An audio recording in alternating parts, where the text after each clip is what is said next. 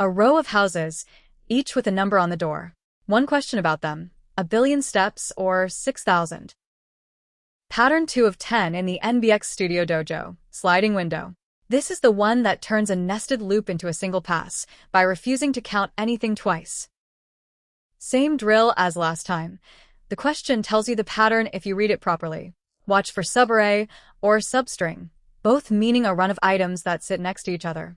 Watch for contiguous, which is the formal way of saying the same thing, and a size or a limit, which means either a fixed K or a rule the window must keep obeying.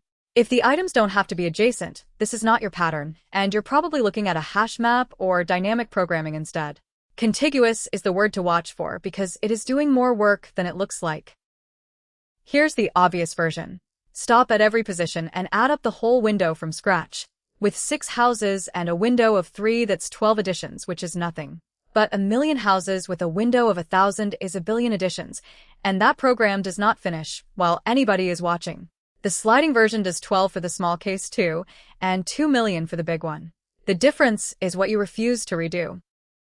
You're on a train, looking out of a window that shows exactly 3 houses at a time. Each house has a number painted on the door. How many cookies that house baked today? 2, 1, 5, 1, 3, 2. You want the 3 houses in a row that baked the most between them. The slow way is to stop the train at every position and count all 3 houses again from nothing. It works, and on 6 houses you'd never feel it. On a million houses with a window of 1,000 you would feel it, which is why the pattern exists. Window sum equals sum of nums up to k. That :k slice means the first 3 houses, position 0, 1, and 2, so 2 plus 1 plus 5 is 8. And max sum starts as that same 8 because 8 is the best score so far, for the very good reason that 8 is the only score so far. Max sum is 8. Hold on to this moment, because it is the only time in the whole algorithm that we add a full window from scratch. Everything after this is repair work. Now the train moves, and the loop starts at k rather than at 0, because the first k houses are already counted. 2 things happen to your view, and only 2. A new house comes in, house 3, which baked 1 cookie, so we add it. And a house leaves, house 0, which baked 2, so we subtract it. 8 plus 1 minus 2 is 7. Notice what we did not do. We never re-added houses 1 and 2. They never left the window, so their cookies were never in question. Straight from the dojo. The window total just dropped from 8 to 7. Is 7 the new best? Yes, 7 is the new record. Or no, 8 was better, and we keep 8 as the maximum. Have a think, and pause here if you'd like a moment. Ready? No. 7 is now. 8 is the best ever seen, and the question asked for the best. That's what this line is for, and it's the line people skip. Max sum equals max of max sum and window sum. Window sum is the total you are looking at right now, and it goes up and down as the train moves. Max sum is the best total you have ever seen, and it only goes up. 2 variables, 2 completely different jobs, and confusing them is the most common way to get this pattern wrong in an interview. Off it goes again.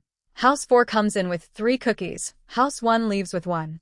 7 plus 3 minus 1 is 9, and 9 beats our old record of 8. So max of 8 and 9 is 9, and the record moves. 2 arithmetic operations for a window of 3.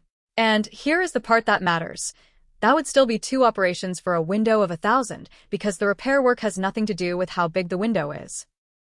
Last stop. House 5 comes in with 2, house 2 leaves with 5, so 9 plus 2 minus 5 is 6, which is not a record, so max sum stays where it is. And we return 9.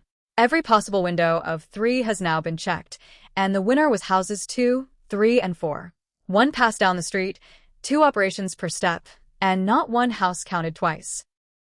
One more thing, because sliding window arrives in 2 shapes and interviewers use both. The fixed window is the one we just wrote, where the size never changes and the window simply slides. The variable window is different. It grows from the right until some rule breaks, then shrinks from the left until the rule holds again. Longest substring without repeating characters is the classic. Grow until you hit a repeat, then pull the left edge past it. Same idea, same refusal to recount. Fixed size, you slide. Stated rule, you grow and shrink. For to go and do, and I do them in this order. Maximum average subarray is the fixed window you just wrote, almost line for line. Longest substring without repeating is your first variable window. Permutation in string adds a frequency count inside the window. And minimum window substring is the hard one that ties it all together. 3 things to take with you. The signal is contiguous, a run of neighbors rather than any old selection. The move is to repair the total instead of rebuilding it one in and one out. And keep 2 variables apart, the window you're in and the best you've seen. Next in the dojo is binary search, where instead of sliding a window across the data, we throw half of it away on every single step. Go and do maximum average subarray first.